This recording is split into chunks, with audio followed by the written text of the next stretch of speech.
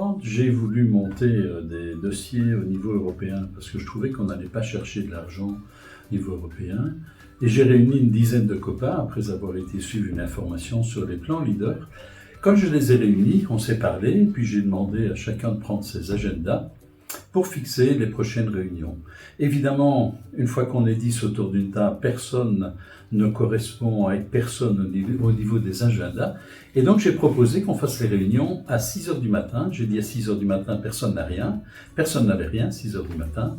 Et donc, on a monté notre premier projet leader qui a débouché sur la création de Questas de 6 heures à 8 heures pendant une dizaine de réunions. Donc je faisais le café, j'allais chercher les croissants, tout le monde arrivait, de 6 à 8 on bossait et on a eu le premier montant, je crois que c'était 1 500 000 €. Et toute l'affaire a commencé comme ça. Et un des participants, Jean-Pierre Pierson, qui est maintenant en maison de soins, m'a dit « mais tu m'as fait redécouvrir les matins ».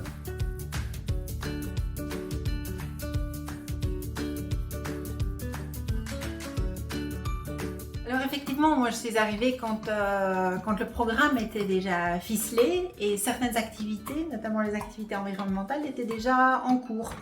Et donc je suis arrivée, mais il fallait mettre en place l'ensemble des autres projets. Ils étaient au nombre d'une grosse dizaine, pas entre 10 et 15. Et certains projets se sont mis en place dans le courant de l'implémentation du programme en fait. Et notamment les projets de coopération. Et donc voilà, moi j'ai eu la charge aussi d'engager les premiers collègues pour les projets de diversification agricole, les projets sociaux, etc. Et voilà, on nous avait donné un tout petit local, c'était à l'ancienne école primaire de Bellefontaine.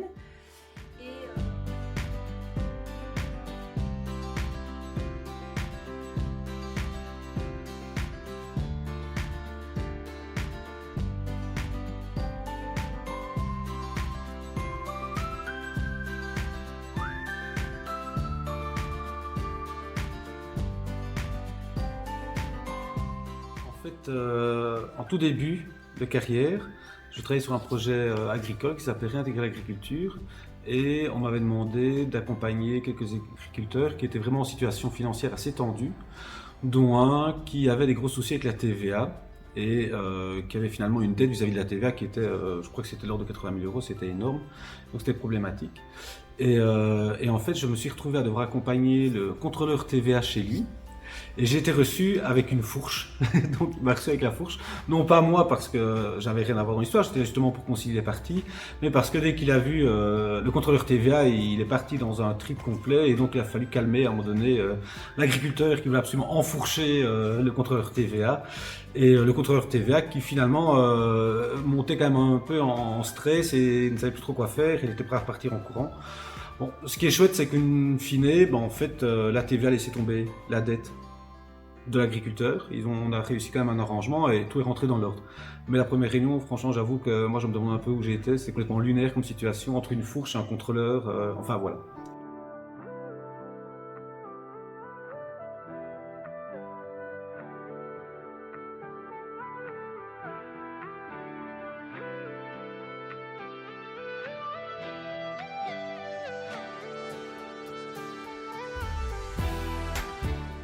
J'ai une collègue donc, qui était chargée du projet diversification agricole. Et puis, au fil des années, des mois, elle allait donc sensibiliser les agriculteurs à diversifier leur production agricole ou les productions d'une ferme.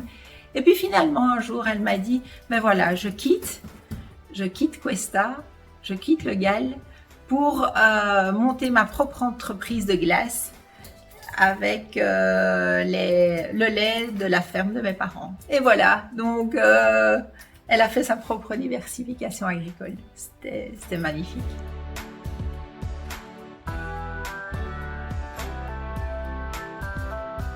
Le Joujou Mobile ou la Joujou Mobile, je ne sais plus comment on disait, donc projet en partenariat avec le Grand-Duché de Luxembourg. Donc une camionnette faisait le tour de nos petits villages avec du matériel, un animateur et donc voilà, c'était pas mal perçu de la population et c'est un petit projet en soi.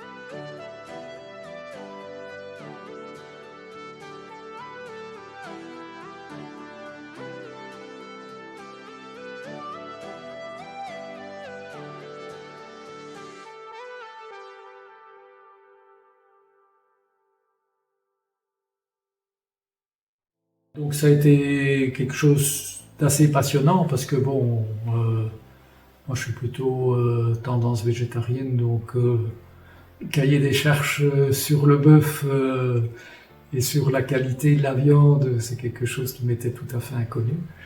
Mais ça a été vraiment intéressant d'avoir en fait à la fois un boucher et des agriculteurs de l'autre côté de la table pour un peu discuter sur ces aspects-là. Et puis bon, moi pour essayer de mettre un peu les aspects nature sur ce projet.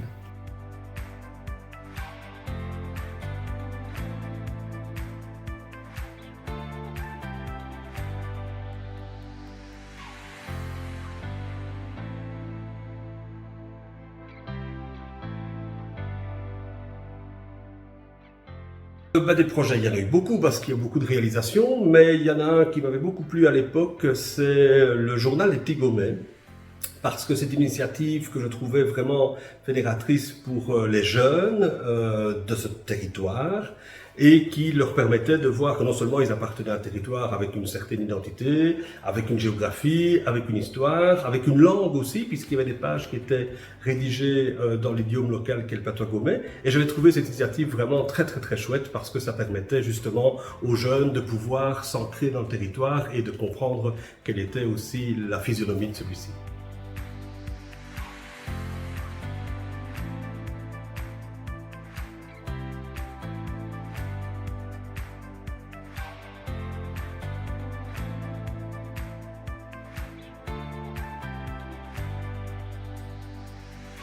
C'est suite à une réflexion commune de Guide Nature et de l'ASBL Questas qui cherchait à pérenniser son activité que l'idée d'un parc naturel de Gaume est née il y a un peu plus de 3 ans.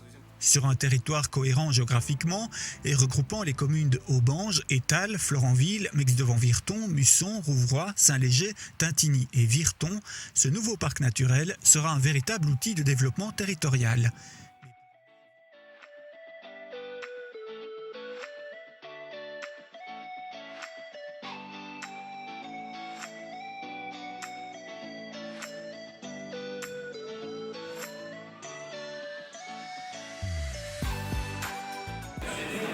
Bienvenue dans la ruche d'Arlon. Elle compte actuellement 10 producteurs et une cinquantaine de consommateurs.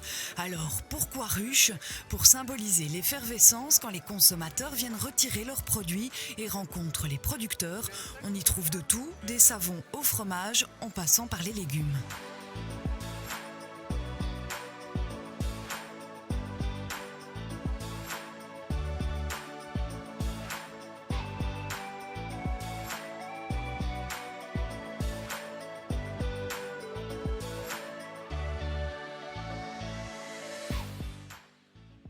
Le bâtiment est actuellement en cours de rénovation, mais c'est bien ici, au service des travaux de la ville d'Aubange, que 108 panneaux photovoltaïques seront installés.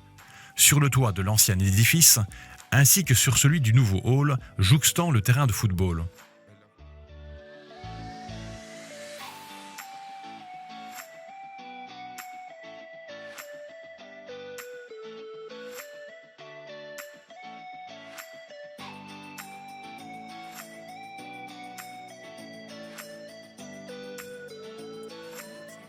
C'est un espace participatif, mais ce n'est pas seulement juste un lieu, c'est plutôt une dynamique où on regroupe également toutes les associations présentes ici sur le site à Rossignol, le parc naturel de Gaume, les jeunesses musicales du Luxembourg, le centre culturel.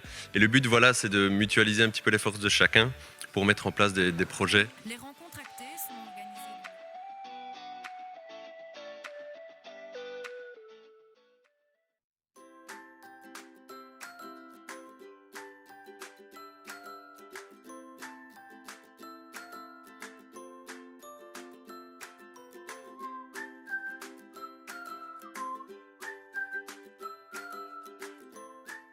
De Tintigny à Vresse-sur-Semois, avec les méandres de la Semois pour fil conducteur, c'est un beau projet de développement durable, de protection du patrimoine naturel et de tourisme vert qui va pouvoir se concrétiser.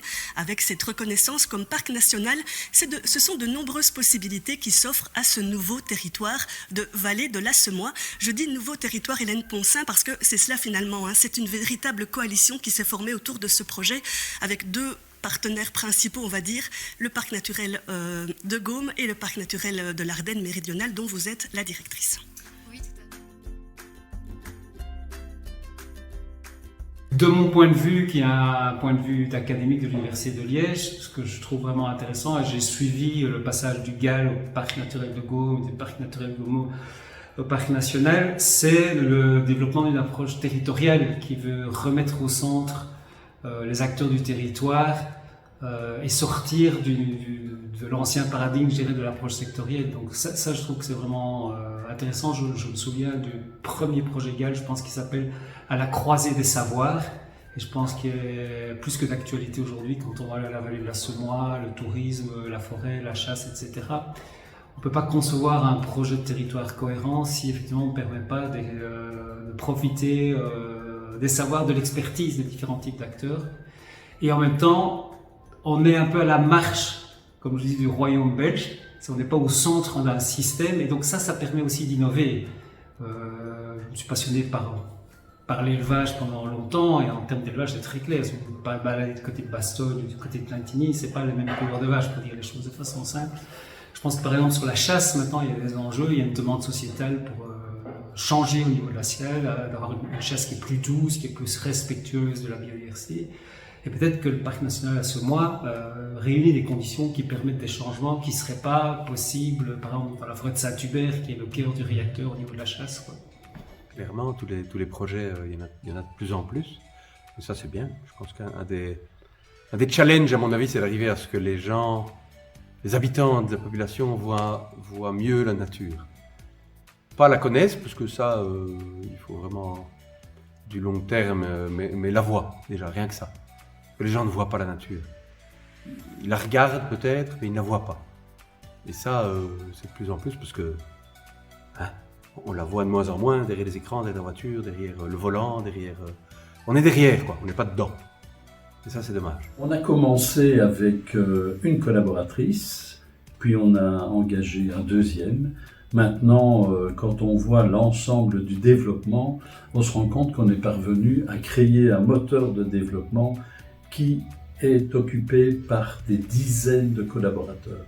Donc on se rend compte que Leader à la base était vraiment une bonne idée dans le cadre du développement rural.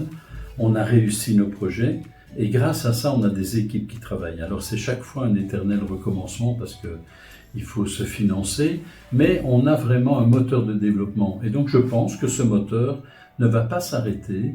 Il va continuer à trouver des bons collaborateurs sur le terrain. Il va continuer à réussir des projets, en souscrire à d'autres. Et puis on va continuer. Donc l'avenir, je le vois, avec des bons collaborateurs, des bonnes équipes et continuer comme moteur de développement dans tous les domaines.